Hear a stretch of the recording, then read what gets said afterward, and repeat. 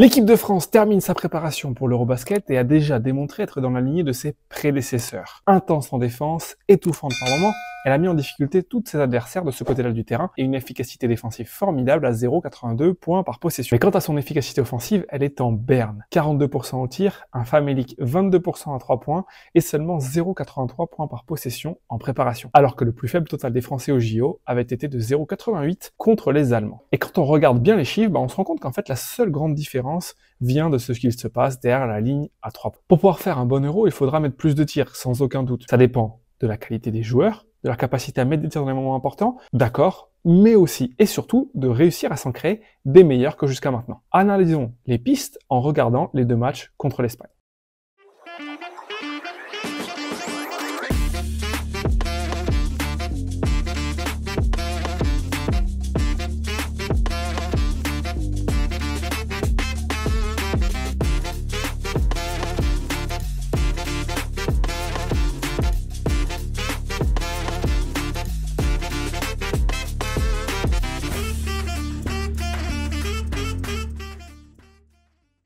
Le grand danger offensif de l'équipe de France, c'est dans la raquette, par la vitesse de ses extérieurs et par le danger vers le haut de ses intérieurs. Donc, qu'est-ce que font les équipes adverses? Eh bien, elles viennent fermer la raquette. Même côté ballon, on dit toujours qu'il ne faut pas venir aider de ce côté-là, mais quand on a un joueur dans le coin qui n'est pas dangereux et un joueur qui attaque, qui est très dangereux, on vient aider et on le défie de tirer. C'est une façon de contrôler le vrai danger de l'équipe de France. On voit ici, par exemple, on vient aider à l'opposé très très loin. Le défenseur du coin, il est de l'autre côté de l'axe panier-panier et le joueur en haut, il rentre dans la raquette pour vraiment protéger au maximum et laisser les Français prendre des tirs derrière la ligne.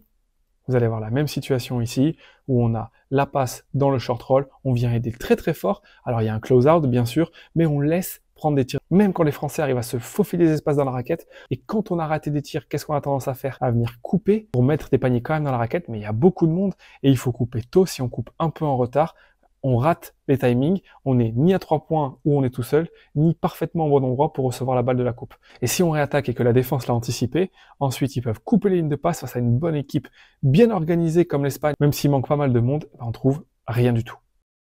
Vous allez voir ici un changement défensif, tactiquement c'est bien joué, l'autre intérieur vient poste haut pour enlever l'aide, laisser de l'espace vers la raquette, mais vous allez voir le joueur opposé qui vient vraiment se jeter pour couper la raquette. C'est une vraie stratégie des équipes face aux Français de se mettre tous dans la raquette en tas et laisser les Français tirer depuis la ligne à 3 points.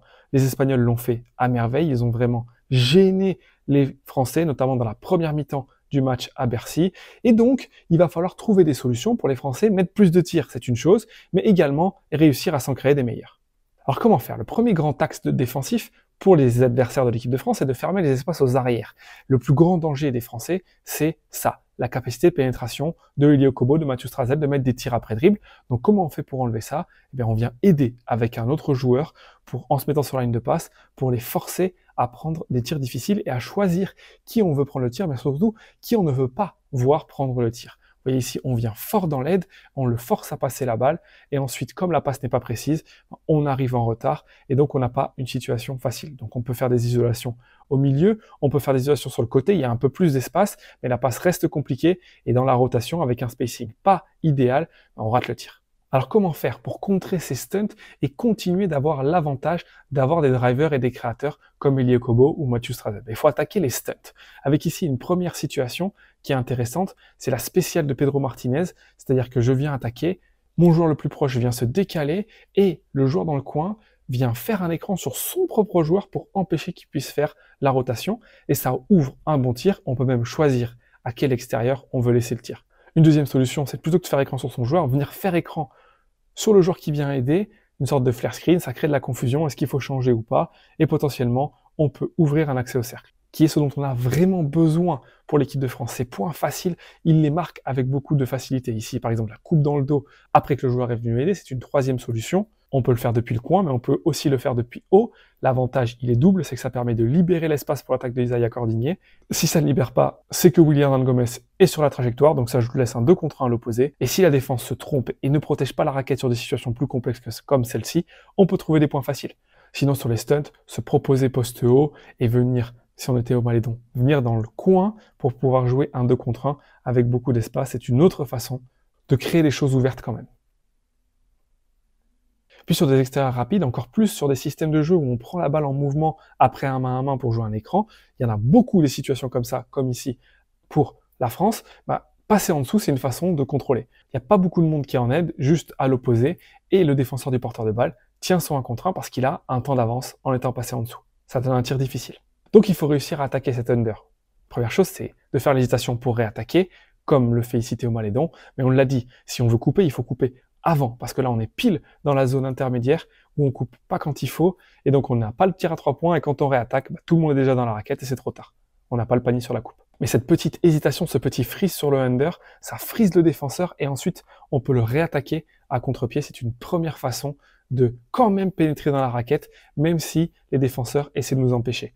La deuxième chose, c'est de feinter d'un côté et d'attaquer à l'opposé. C'est l'option numéro 1 sur toutes les attaques d'écran. Attaquer à l'opposé, même sur under, ça permet d'aller au cercle et de déséquilibrer la défense.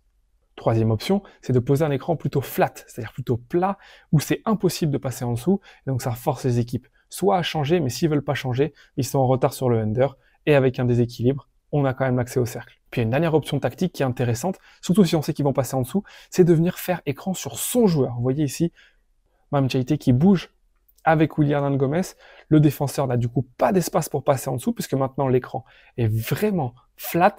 C'est intéressant quand on sait qu'ils vont switcher, mais aussi quand on va passer en dessous, de plutôt que de faire écran sur un extérieur, faire écran sur son joueur, et ça permet de vraiment libérer un grand espace pour aller au cercle. La clé pour les Français, c'est d'ouvrir les espaces au maximum, pour aller encore plus dans la raquette, parce que c'est là qu'on peut dominer, et pour s'ouvrir, si vraiment ils viennent aider, des tirs à 3 points encore plus faciles. Attaquer à l'opposé de l'écran, c'est toujours la meilleure option possible, parce que s'ils veulent venir aider, il faut vraiment venir loin, et là la coupe par exemple est plus facile.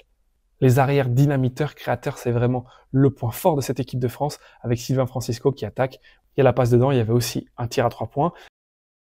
Les adversaires ferment les espaces, comment faire pour les ouvrir?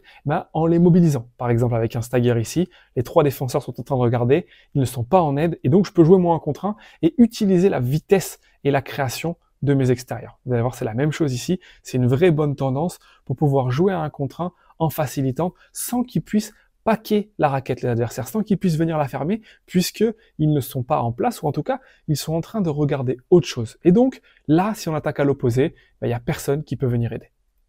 Alors, quelques autres idées qu'on a vues également qui paraissent intéressantes pour l'équipe de France.